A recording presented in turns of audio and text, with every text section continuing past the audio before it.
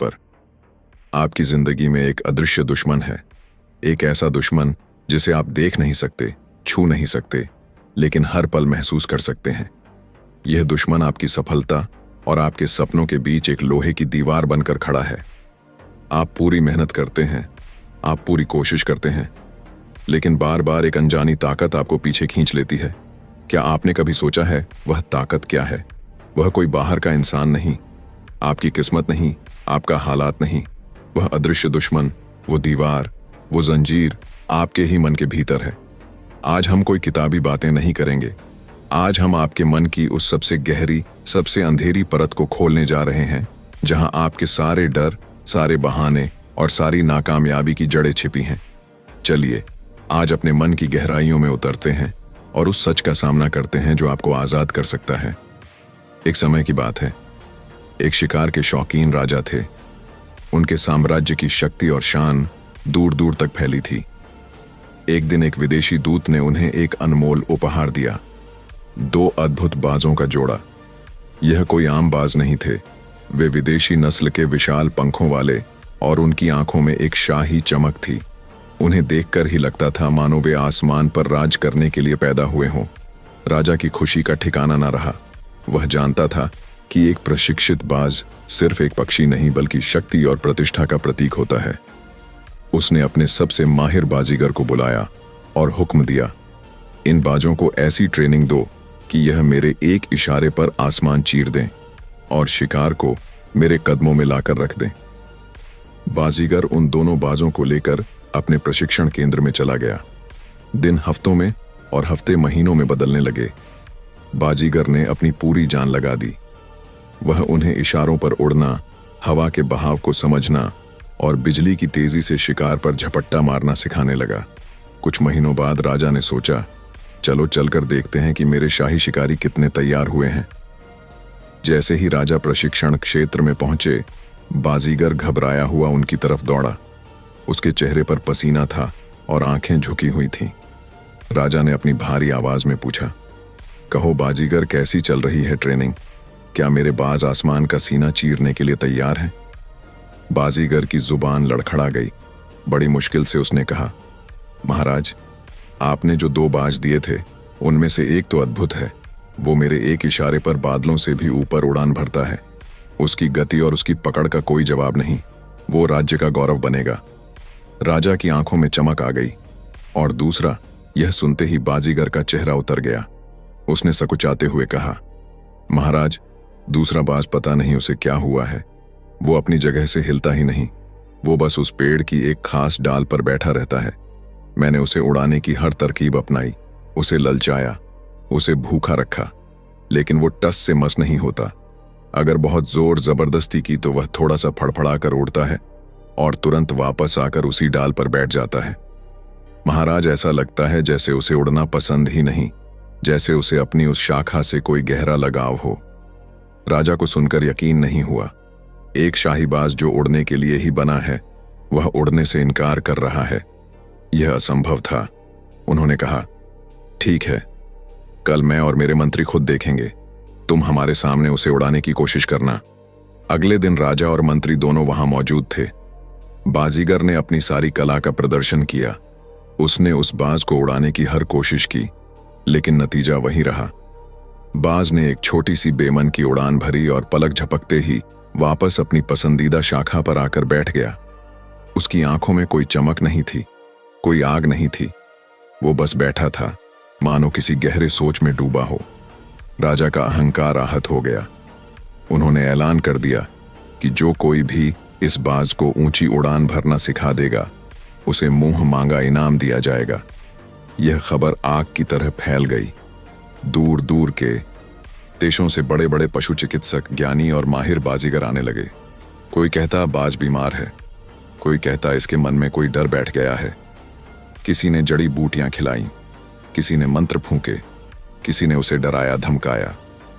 हफ्तों तक यह तमाशा चलता रहा, लेकिन वह बाज उसी शाखा पर बैठा रहा। वह सबको देखता, पर उसकी दुनिया उस एक शाखा तक ही सीमित थी। राजा निराश हो गए। एक शाम जब दरबार में उदासी छाई हुई थी, तो उनके बुद्धिमान मंत्री ने एक सुझाव दिया। महाराज, हमने दुनिया भर के विशेषज्ञों को बुलाकर देख लिया। यह सब लोग वह हैं जो पक्षियों के शरीर को जानते हैं, उनकी आदतों को जानते हैं। क्यों ना हम किसी ऐसे व्यक्ति को बुलाएं जो इन सब चीजों को ना जानता हो, कोई ऐसा जो चीजों को एक अलग नजरिए से देखता हो। शायद वह कोई हल निकाल सके। राजा ने थकी हुई आवाज में कहा, ठीक है, यह भी करके देख लेते हैं। मंत्री ने बताया, महल के पीछे पहाड़ियों में एक बूढ़ा फकीर रहता है। लोग उसे लाओत्सु कहते हैं। वह कोई ज्ञानी या पंडित नहीं है, बस प्रकृति के साथ रहता है और चीजों को बहुत गहराई से देखता है। शायद वह हमारी मदद कर सके। राजा ने सैनिकों को आदेश दिया कि उस बूढ़े फकीर लाओत्सु को सम्मान के साथ महल में लाया जाए। अगले दिन लाओत्सु महल में आए। वह कोई भव्य कपड़ों में नहीं थे, एक साधारण सा चोगा पहने। उनके चेहरे पर एक गहरी शांति थी और उनकी आंखों में एक अजीब सी गहराई थी, मानो वह शरीर को नहीं आत्मा को देखती हो। मंत्री ने उन्हें सारी कहानी समझाई, उस अद्भुत बाज के बारे में बताया जो उड़ने से इनकार करता था। लाओत्सु ने पूरी बात शांति से सुनी। उन्होंने कोई सवाल नहीं पूछा, कोई उपाय नहीं सुझाया। उन्होंने बस इतना कहा, मुझे उस बाज को देखना है, मुझे बस आज शाम का समय दीजिए, मैं बस उसके पास बैठूंगा। राजा को यह अजीब लगा। जहां दुनिया भर के विशेषज्ञों ने हार मान ली, वहां यह बूढ़ा फकीर बस बैठकर क्या कर लेगा। लेकिन अब कोई और चारा भी नहीं था। उस शाम लाओत्सु उस पेड़ के नीचे गए जहां बाज अपनी शाखा पर बैठा था। उन्होंने बाज की तरफ देखा भी नहीं। वह बस नीचे जमीन पर बैठ गए और आंखें बंद कर लीं। सूरज ढल गया, अंधेरा हो गया। लाओत्सु वहीं बैठे रहे। शांत स्थिर बाज ऊपर अपनी शाखा पर बैठा रहा। शांत स्थिर। दोनों के बीच एक अजीब सा मौन संवाद चल रहा था, जिसे कोई और नहीं समझ सकता था। अगली सुबह जब सूरज की पहली किरण राजा के कक्ष में पहुंची, तो उन्होंने आदत के अनुसार खिड़की से बाहर झांका, और जो दृश्य उन्होंने देखा उस पर उन्हें अपनी आंखों पर यकीन नहीं हुआ। आसमान में दोनों बाज एक साथ बहुत ऊंची उड़ान भर रहे थे। वह हवा से बातें कर रहे थे, बादलों को छू रहे थे। उनकी उड़ान में एक आजादी थी, एक जुनून था, एक असीम आनंद था। खासकर उस दूसरे बाज की उड़ान देखने लायक थी, मानो वह अपनी खोई हुई जिंदगी आज एक ही दिन में जी लेना चाहता हो। राजा हैरान थे, खुश थे और चकित थे। यह चमत्कार था। उन्होंने तुरंत दरबान को चिल्लाकर कहा, जिसने भी यह चमत्कार किया है उसे फौरन मेरे सामने पेश करो। कुछ ही पलों में लाओत्सु को राजा के सामने लाया गया। वह अब भी उतने ही शांत थे। राजा अपनी गद्दी से उठकर उनके पास आए और लगभग कांपती हुई आवाज में पूछा, हे ज्ञानी पुरुष, यह आपने कैसे किया? दुनिया भर के विद्वान और विशेषज्ञ जो महीनों में नहीं कर पाए, वह आपने एक शाम में कैसे कर दिया? आपने इस बाज को उड़ना कैसे सिखा दिया? लाओत्सु ने विनम्रता से अपने हाथ जोड़े और कहा, माफ कीजिए महाराज, मैंने कुछ नहीं किया। मैं तो बाजों के बारे में कुछ जानता भी नहीं। राजा ने कहा, नहीं, यह सच नहीं हो सकता। कुछ तो किया है आपने, मुझे बताइए। लाओत्सु ने एक गहरी सांस ली और कहा, महाराज, मैंने बस वह किया जो सबसे जरूरी था। मैं घंटों तक उस बाज को नहीं, बल्कि उसके व्यवहार को, उसकी दुनिया को देखता रहा। मैंने पाया कि बाज में कोई कमी नहीं थी। उसके पंखों में जान थी, उसकी आंखों में आसमान का सपना भी था। लेकिन उसकी एक आदत बन गई थी, एक सुरक्षा का एहसास था जो उसे एक शाखा से मिलता था। वो शाखा उसका कंफर्ट जोन थी, वो उसका अतीत थी, उसकी पहचान थी। वह उड़ना तो चाहता था, पर उस शाखा को छोड़ना नहीं चाहता था। उसे लगता था कि अगर यह शाखा छूट गई तो वह गिर जाएगा, वह मर जाएगा। इसलिए महाराज, मैंने बाज को नहीं बदला, मैंने उसके हालात बदल दिए। आज सुबह सूरज निकलने से पहले मैंने एक कुल्हाड़ी ली और उस पेड़ की वह शाखा ही काट दी। दरबार में सन्नाटा छा गया। लाओत्सु ने अपनी बात पूरी की। जैसे ही वह शाखा कटी, बाज का ठिकाना, उसका आराम, उसका बहाना, सब कुछ एक पल में खत्म हो गया। उसके पैरों के नीचे की जमीन खिसक गई। अब उसके पास सिर्फ दो ही रास्ते थे, या तो नीचे गिरकर मर जाना या फिर अपने पंख फैलाकर आसमान में उड़ जाना। और क्योंकि वह उड़ने के लिए ही बना था, उसने वही चुना जो उसकी असली प्रकृति थी। उसने उड़ान भरी। महाराज, कभी कभी आगे बढ़ने के लिए हमें सिखाने की नहीं, बल्कि उस चीज को काटने की जरूरत होती है जो हमें पीछे खींच रही है। कहानी खत्म, लेकिन असल कहानी अब शुरू हो रही है। यह कहानी एक राजा या एक बाज की नहीं है। यह कहानी आपकी है, मेरी है, हम सबकी है। वो बाज जो उड़ सकता था पर उड़ नहीं रहा था, वह आप हैं। आपका मन है, आपकी आत्मा है, जो अनंत संभावनाओं से भरी है, जो आसमान की ऊंचाइयों नापने के लिए बनी है। और वह शाखा, वो डाल, वो आपका कंफर्ट जोन है। वह आपकी सुरक्षित नौकरी है जिसे आप नफरत करते हैं पर छोड़ने से डरते हैं। वह आपका टूटा हुआ रिश्ता है जिसमें दर्द के सिवा कुछ नहीं, पर आप अकेलेपन से डरते हैं। वह आपकी रोज सुबह 5 बजे का अलार्म बंद करके वापस सो जाने की आदत है। वह आपका हर काम को कल पर टालने का बहाना है। वह आपकी मोबाइल की स्क्रीन है जिसमें आप घंटों तक अपनी जिंदगी बर्बाद करते हैं, क्योंकि असल जिंदगी का सामना करने की हिम्मत नहीं है। वो शाखा आपकी पुरानी पहचान है। वह कहानी है जो आप सालों से खुद को सुना रहे हैं। मैं तो ऐसा ही हूं, मेरी किस्मत ही खराब है, मुझसे नहीं होगा, लोग क्या कहेंगे। यह शाखा आपके अवचेतन मन, सबकॉन्शियस माइंड में बैठे हुए वह नकारात्मक विश्वास, नेगेटिव बिलीफ्स हैं जो आपको महसूस कराते हैं कि आप कमजोर हैं, आप नाकाबिल हैं। और वह बाजीगर और दुनिया भर के विशेषज्ञ कौन हैं? वह है ऊपरी प्रयास। वह है मोटिवेशनल वीडियोस जो आप देखकर 5 मिनट के लिए चार्ज अप होते हैं और फिर वापस उसी शाखा पर बैठ जाते हैं। वह है न्यू ईयर रेजोल्यूशन जो 10 जनवरी तक दम तोड़ देते हैं। वो है वह सारी कोशिशें जो आप मन की सतह पर करते हैं, जबकि असली समस्या जड़ में है, उस शाखा में है जिसे आपने कसकर पकड़ रखा है। सोचिए, गहराई से सोचिए, आपकी जिंदगी की वह शाखा कौन सी है? वह कौन सी एक चीज है, एक आदत है, एक सोच है, जिसे अगर आज आपकी जिंदगी से काट कर निकाल दिया जाए तो आपके पास उड़ने के अलावा कोई और रास्ता ही नहीं बचेगा। हम सब उस बाज की तरह हैं। हम उड़ना चाहते हैं, हम सफलता चाहते हैं, हम खुशी चाहते हैं, हम आजादी चाहते हैं। हमारा चेतन मन, कॉन्शियस माइंड रोज सपने देखता है, योजनाएं बनाता है, लेकिन हमारा अवचेतन मन, सबकॉन्शियस माइंड उस दूसरे बाज की तरह है जो डर, आलस और पुरानी यादों की शाखा पर बैठा है। और जब तक यह दोनों मन एक दिशा में नहीं होंगे, आप 1 इंच भी आगे नहीं बढ़ सकते। आपकी जिंदगी एक रस्साकशी का खेल बनी रहेगी जहां आप खुद ही खुद को पीछे खींच रहे हैं। आध्यात्मिक गुरु ओशो ने कहा था, जिस दिन तुम अपनी पुरानी पहचान को मरने दोगे, उसी दिन एक नए व्यक्ति का जन्म होगा। वह शाखा आपकी पुरानी पहचान ही तो है। जब तक तुम खुद को वही पुराना डरा हुआ कमजोर व्यक्ति मानते रहोगे, तुम कभी उड़ नहीं पाओगे। उड़ान भरने के लिए पंख नहीं, हिम्मत चाहिए, उस शाखा को छोड़ने की हिम्मत। तो सवाल यह है कि इस शाखा को काटा कैसे जाए। लाओ त्सु की वह कुल्हाड़ी क्या है? वह कुल्हाड़ी कोई बाहरी चीज नहीं है, वह आपके ही अंदर है। वह कुल्हाड़ी है जागरूकता, अवेयरनेस। महान दार्शनिक जे कृष्णमूर्ति ने कहा था, मन को समझना उसे नियंत्रित करना नहीं है, बल्कि उसे बिना किसी निर्णय के देखना है। लाओ त्सु ने बाज को ट्रेनिंग नहीं दी, उसने बस उसे देखा, शांति से, गहराई से। ठीक वैसे ही आपको अपनी शाखा को काटना है तो पहले उसे पहचानना होगा। बिना किसी बहाने के, बिना किसी लाख लपेट के अपनी उस आदत को, उस डर को, उस सोच को एक दर्शक की तरह देखो। अपने आप से पूछो, मैं क्यों हर बार वही गलती करता हूं? किस चीज का डर मुझे एक्शन लेने से रोकता है? वह कौन सा आराम है जिसे मैं छोड़ना नहीं चाहता?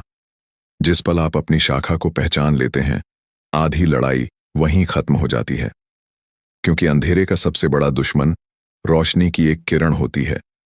जागरूकता ही वह रोशनी है और वह कुल्हाड़ी है। दोहराव, रिपीटिशन। शाखा एक दिन में मजबूत नहीं हुई, वह सालों तक एक ही जगह पर बैठे रहने से मजबूत हुई है। उसे काटने के लिए भी एक दिन का मोटिवेशन काफी नहीं है, उसे काटने के लिए चाहिए रिपीटेशन की यारी। रोज रोज लगातार उस पर वार करना होगा। आधुनिक न्यूरोसाइंस भी यही कहता है। आपके मस्तिष्क में हर आदत, हर विश्वास का एक न्यूरल पाथवे बना होता है, एक मजबूत दिमागी रास्ता। जब आप पुरानी आदत दोहराते हैं तो वह रास्ता और पक्का हो जाता है, लेकिन हर बार जब आप डर के बावजूद कोई नया कदम उठाते हैं, हर बार जब आप आराम को छोड़कर मेहनत चुनते हैं, हर बार जब आप नकारात्मक सोच को बदलकर एक सकारात्मक सोच चुनते हैं तो आप अपने मस्तिष्क में एक नया पतला सा रास्ता बनाना शुरू करते हैं। शुरू में यह बहुत मुश्किल होता है, ठीक वैसे ही जैसे जंगल में पहली बार रास्ता बनाना। लेकिन जब आप रोज रोज उसी रास्ते पर चलते हैं तो धीरे धीरे वह एक चौड़ा हाईवे बन जाता है और पुराना नकारात्मक रास्ता अपने आप बंद हो जाता है, उस कटी हुई शाखा की तरह। यही है लाओ त्सु की कुल्हाड़ी।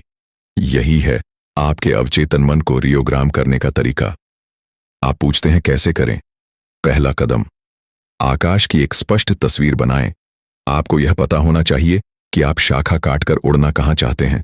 आपका लक्ष्य, आपका सपना, आपका नया भविष्य क्या है।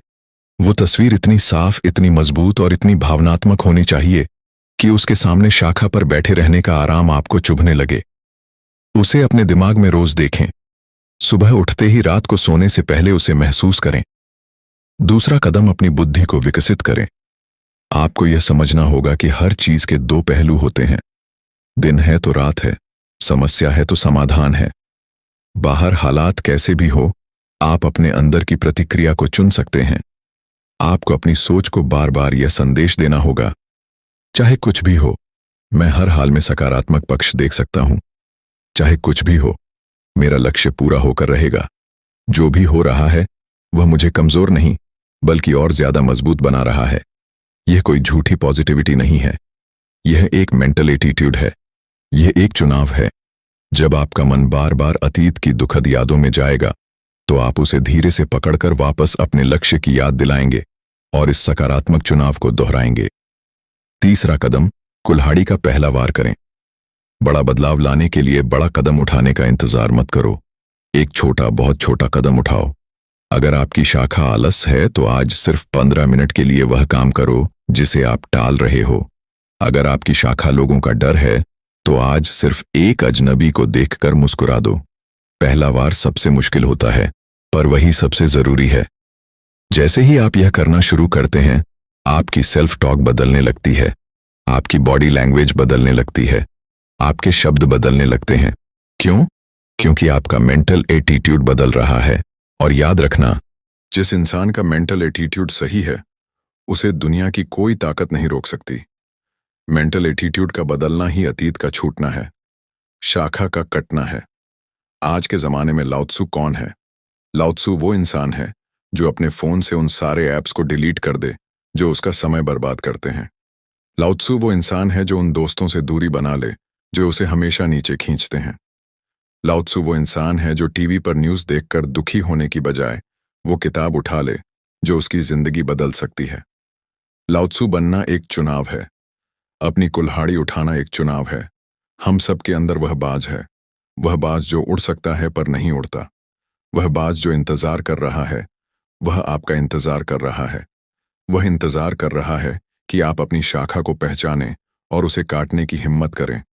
याद रखिए, सफलता पाने के लिए सिर्फ मेहनत करना काफी नहीं है। अगर उस बाज की मानसिकता नहीं बदलती तो आप उसे सोने के पिंजरे में भी रख देंगे तो वह खुश नहीं रहेगा। लेकिन अगर उसकी मानसिकता आजाद है तो वह तूफानों में भी अपनी उड़ान का आनंद लेगा। सफलता मेहनत का नतीजा है, लेकिन वह टिकती तभी है जब आपका मेंटल एटीट्यूड सही हो। अगर आपका मन पुरानी शाखा पर ही अटका है तो आई हुई सफलता भी हाथ से फिसल जाएगी, क्योंकि आप सबकॉन्शियसली यह मानकर बैठे हैं कि आप उसके लायक नहीं हैं। इसलिए आगे बढ़ने से पहले अपने मन को समझो, रुको और अपने आप से पूछो, मेरी वह एक शाखा कौन सी है? वह कौन सा एक डर है? वह कौन सा एक बहाना है? वो कौन सी एक आदत है जिसे अगर आज अभी इसी पल काट दिया जाए तो मेरी जिंदगी वह उड़ान भर लेगी जिसके लिए मैं बना हूं। आपके अंदर वह बाज है जो आसमान की ऊंचाइयों के लिए बना है, लेकिन वह अपनी मर्जी से नहीं उड़ेगा। आपको खुद लाओ त्सु बनना होगा और अपनी पुरानी आरामदायक, सुरक्षित लेकिन आपको कैद करने वाली शाखा को काटना होगा। सवाल यह नहीं है कि आप उड़ सकते हैं या नहीं, आप यकीनन उड़ सकते हैं। सवाल सिर्फ एक है, क्या आप अपनी शाखा काटने के लिए तैयार हैं? इस वीडियो के बाद कुछ देर शांति से बैठिएगा और अपनी उस सबसे मजबूत शाखा के बारे में ईमानदारी से सोचिएगा। उसे एक कागज पर लिखिए, उसे स्वीकार कीजिए, क्योंकि जिस दिन आपने उसे पहचान लिया उसी दिन आपने अपनी कुल्हाड़ी उठा ली। स्टोरी टून्स पर हम ऐसी ही गहरी यात्राओं पर निकलते हैं जो आपको सिर्फ जानकारी नहीं बल्कि एक नया दृष्टिकोण देती हैं। अगर आप इस यात्रा में हमारे साथ हैं तो इस परिवार का हिस्सा बने। धन्यवाद।